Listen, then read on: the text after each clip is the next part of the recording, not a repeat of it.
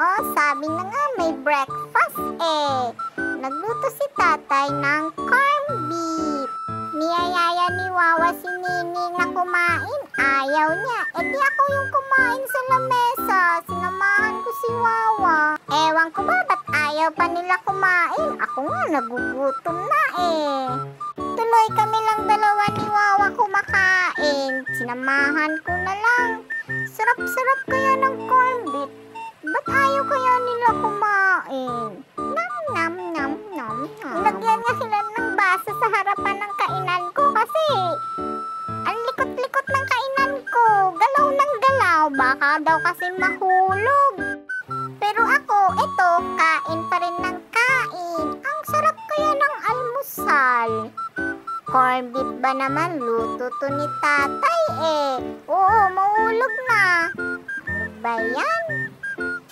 Uminom naman ako ng milk, pero parang gutom pa rin ako.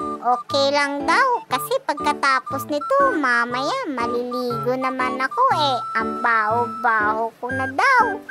Sarap kaya ng pagkain, sabi ni Wawa, all the way down daw. Kaya uubusin ko talaga to.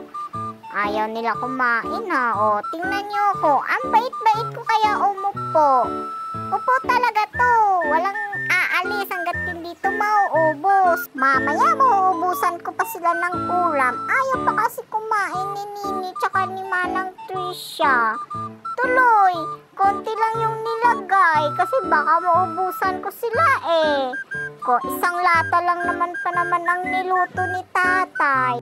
Pero sure naman ako, hindi naman mauubos ni Nini yung pagkain niya. Kaya saan pa rin yung kain pa lang ako. Pero sa isip ko, ano kaya mamayang ulam sa tanghali?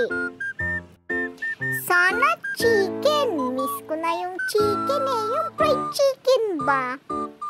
Aalis daw mamaya si nanay. Sana pagbalik niya may binili siyang fried chicken para sa akin.